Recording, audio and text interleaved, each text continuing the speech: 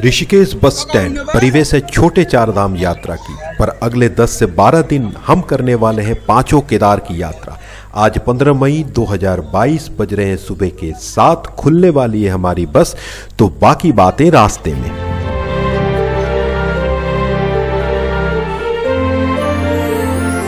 पंच केदार अर्थात केदारनाथ से शुरू करते हुए मध्य महेश्वर, तुंगनाथ, रुद्रनाथ होकर कल्पेश्वर में करेंगे यात्रा का अंत।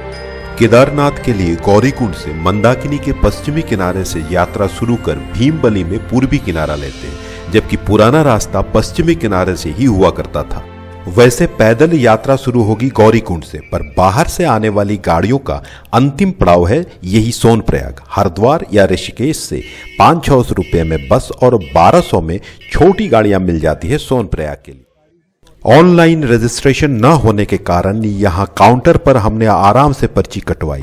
चूंकि प्रातः 3 बजे गेट खुलती है, तो रात जैसे तैसे गुजारने के बाद सुबह 3:30 बजे गौरीकुंड के लिए यात्रा शुरू की। काफी मशक्कत के बाद 50 रुपये में गौरीकुंड तक की गाड़ी मिली। हालांकि 5 किलोमीटर का रास्ता है, पर पहुंचते 5:30 बज चुके थे। करीब आधा किलोमीटर चलने के बाद यहाँ घोड़े खच्चरों का पड़ाव है। वैसे डोली कंडी नीचे तक आती है। हमने चाय वाय पीकर करीब 6:30 बजे अपनी इस गौरीकुंड से केदारनाथ तक की 16 किलोमीटर की पैदल यात्रा का शुभारंभ किया। यह है जयदेव कवासी। इस बार हम दोनों इकट्ठे पंच केदार यात्रा पूरी करने वाले हैं। लगभग 4 घंटे पहुंच जाते हैं। यहाँ कितनी घोड़ियाँ चलती हैं? घोड़े लगभग 25,000। नमस्कार, मैं तापस नंदी। मैंने ऑफिस से पता कि यहाँ रजिस्टर्ड 9,000 घोड़े हैं, पर चोरी छिपे 4,000 और घोड़े चलते हैं। अपने वीडियो में मैंने जगह जगह पर हर संभव जानकारियां दी हैं। मेरी चेष्टा सफल होगी अगर ये आपके काम आए। बस आप सिर्फ ध्यान से फॉलो करें। कितनी बोझ है इसके अंदर? होगा कोई 50-60। एक ट्रिप के कितने पैसे मिलते हैं आपको? मेरे पे ये मेरा सप्लाई माल है सर। हाँ, तो बिक्री का। अच्छा, आप खुद बिक्री करते हैं? जी, नीचे से लाता हूँ, 5-10 रुपए निकालता हूँ, उसमें से बिक्री का है। पर एक नाराजगी तो बनती है। यह मार्ग जितनी एकोमोडेट कर सकती है, फिलहाल यहाँ भीड़ उससे 4-5 गुना है, तो आगे इसके संबंध में अथॉरिटी को सोचनी पड़ेगी। इस टॉयलेट के दर्शन करीब 1.5 घंटा चलने के बाद हुई है, और वो भी यूज में नहीं है।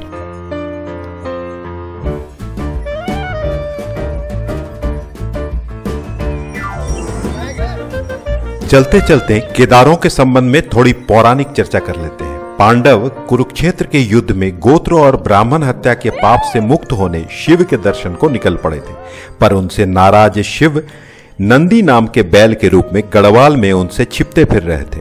फिर भी भीम ने उन्हें गुप्त काशी में पहचान ही लिया और नंदी को उनके पूंछ एवं पिछले पैर के बल पकड़ लिया, पर देवादिदेव धरती में अंदर विलीन हो गए।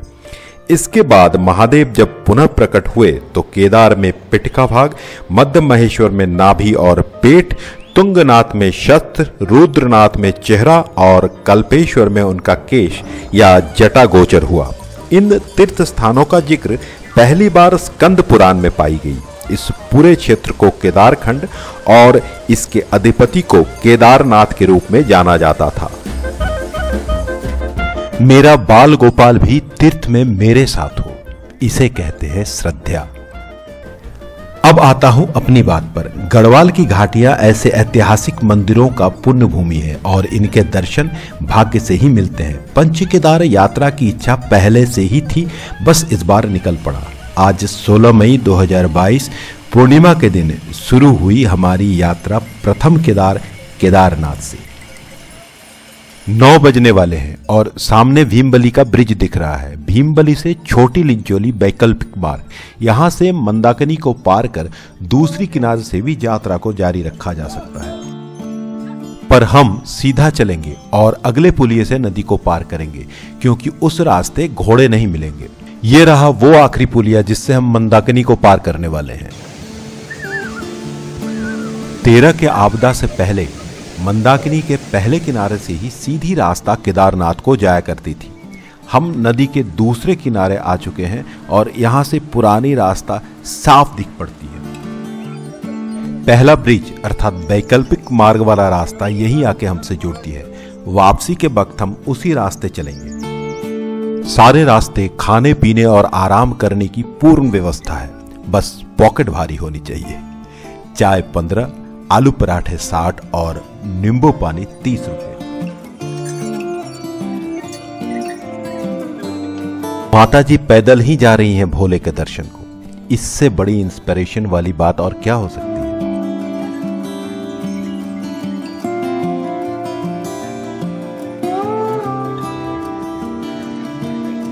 हो रही केदारनाथ की चोटियां और उस टीले नुमा पहाड़ी पर बसते हैं केदारनाथ जी। झरने के बहाव पर जमा बर्फ अभी भी पिघलना बाकी है, जबकि ठंड के समय ये पूरा एरिया ही बर्फ से ढक जाता है और मंदिर भाद्रवी द्वितीया से अक्षय तृतीया तक बंद रहता है। जीने के संघर्ष में भी खुशी के पल, थोड़ी बहुत मजदूरी के बदले दिन रात इन ऊंचाइयों पर मुस्कुराते चलते। ये मंदाकिनी के पहले किनारे से केदारनाथ का पुराना रास्ता जो 2013 के आपदा में वॉश आउट हो चुका था।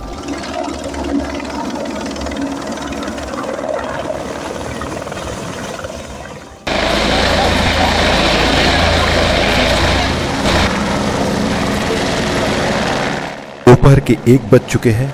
ये रहा केदारनाथ का हेलीपैड और सेवा की हेलीकॉप्टरें, पास में ही घोड़े खच्चरों का पड़ाव। इससे आगे पैदल या डोली कंडी में ही जाना पड़ेगा। इधर बारिश भी शुरू हो चुकी है, तो पहले ढूंढते हैं एक आश्रय। खड़ा हूं केदारनाथ जी के प्रांगण में और यह है दर्शनार्थियों का कतार। श्रद्धालु रात के 2 बजे से कर रहे हैं इंतजार। शुभ प्रभात। आज 17 मई 2022। बारिश के कारण कल रात जैसे तैसे गुजरा। पूर्णमासी का चांद भी दे गया धोखा।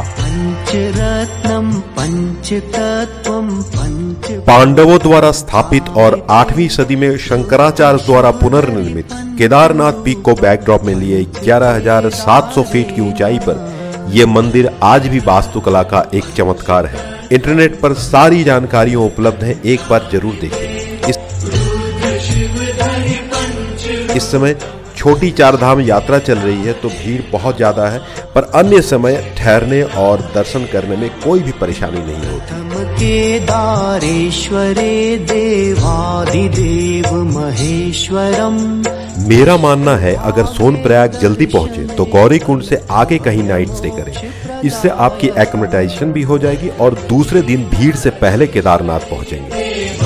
यह मंदिर के पीछे का भाग है। 2013 के आपदा में वॉश आउट होने के बाद अभी भी पुनर्निर्माण का कार्य जारी है। वही पत्थर जो मलबे को मंदिर छूने से रोका था, तो लोग इसे ईश्वर का ही रूप मानते हैं। शंकराचार्य के समाधि स्थल का ये नया रूप, यहाँ से चक्राकार घूमकर नीचे उतरने के बाद ये मूर्ति।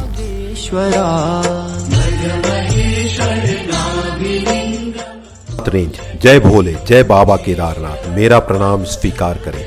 चूंकि हमें 5 केदार यात्रा करनी है, तो आज रात तक ऊखीमठ पहुंचनी होगी। अतएव हम शुरू करेंगे वापसी की यात्रा और जितनी जल्दी संभव पहुंचेंगे सोनप्रयाग। सोनप्रयाग से गुप्त काशी से ऊखीमठ की गाड़ी शेयर करनी पड़ेगी।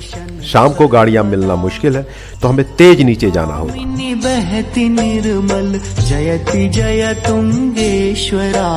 आपको याद होगा ये वो रास्ता है जिसे हमने आते समय बाईपास किया था। अब इसी रास्ते चलेंगे, इससे दोनों रास्तों का जायजा ले सकेंगे। इस रास्ते दुकानें कम हैं, तो आप प्रकृति का आनंद उठाएं। तब तक मैं कुछ इन्फॉर्मेटिव बातें करता हूँ। गौरीकुंड, लिंचोली, केदारनाथ एवं फोन पर भी पुलिस और मेडिकल, ऑक्सीजन आदि की सेवाएं उपलब्ध हैं। अगर कोई परेशानी हो तो इनसे मदद जरूर लें।